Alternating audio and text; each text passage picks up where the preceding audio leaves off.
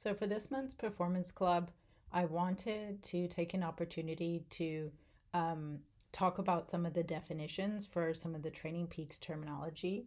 So I have pulled up Sean's training, and we're looking at the training for the first week in March. And what I'd like to highlight is the summary tab. So the summary column to the far right. And what we see at the end of the first week in March, his fitness number or chronic training load was at 62. So this is a representation of the last 42 days of training. You can set it to a different number of days in TrainingPeaks, but their automatic setting is the last 42 days. And then in the pink number, at the end of this week, his fatigue or acute training load was 67. So this number is a representation of the last 7 days of training. So it's more, okay, what happened this week, whereas fitness is more, okay, what's been happening the last sort of month and a half. And then in the yellow, we have form or training stress balance. And for Sean at the end of that week, that number was +1. If the form is a positive number, that typically means that the athlete is relatively well rested. So maybe they're tapering, or they had a recovery week, or their training just hasn't ramped up quite yet, so they're not yet in peak training.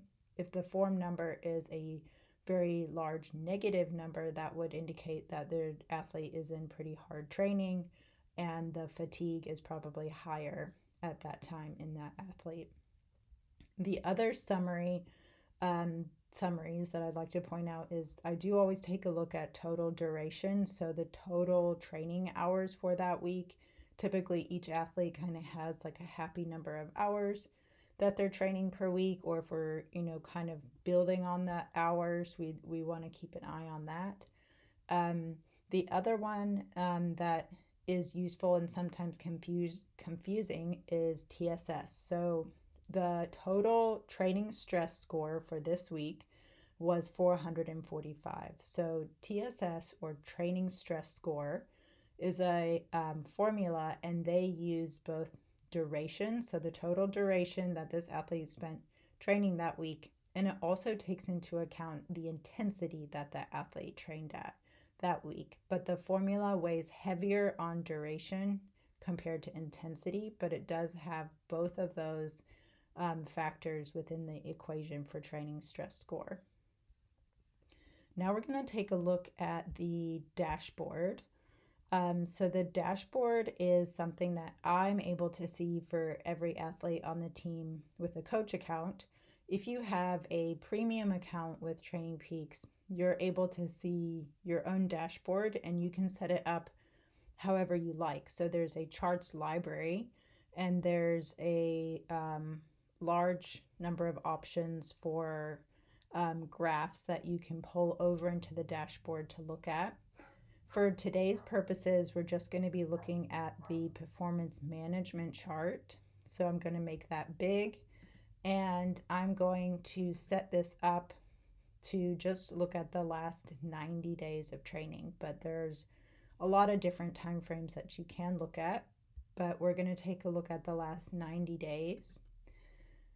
And what we see on the x-axis is time. So this is representing the last 90 days in training. This blue line with blue shading underneath it, that's going to be the fitness or the chronic training load number. So again, that's a representation of the last 42 days of training. So that number is going to move up or down at a slower rate because it's, taking into account the last about month and a half of training. The pink line is going to be acute training load, so fatigue, and that's going to be, again, a representation of the last 7 days of training. So that value is going to move more erratically because it's only taking into account the last 7 days of training, so each week. And then the yellow line is the TSB, or the form, or the training stress balance. So it's taking into account the acute training load and the chronic training load.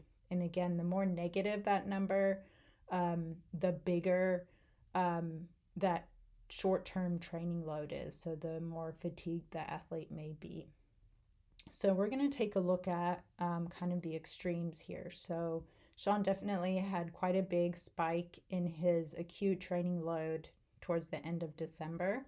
And that's what really caused this TSB value to get quite low. So if we want to sort of investigate that further, what we can do is we can click this box to show TSS. And then we see all these red dots. And all the red dots, each red dot is a representation of a singular workout. And what we can see is around this time when his acute training load spiked at the end of December, he had quite a few workouts that were above 100 for TSS. So TrainingPeaks, when they first define TSS, they kind of say, okay, a TSS of 100 is about a representation of like a 10K time trial. So any TSS above 100 is like a pretty significant workout. But again, that formula is weighed heavier towards the duration side. So these were probably longer type workouts where he had quite a few high TSS values, which caused the ATL to really increase. And as context, he was on vacation that week. So I know, he had more time to train during the week and probably did some, longer runs, longer trail runs since he didn't have to go to work. So this performance management chart, it provides some nice context, and when looked at over a long period of time, we can see training trends for athletes, which can be helpful. So if you have any questions about any of the terminology with TrainingPeaks or any of the charts or the summaries at the end of each week, feel free to shoot me a message, and I'm happy to go through those questions with you.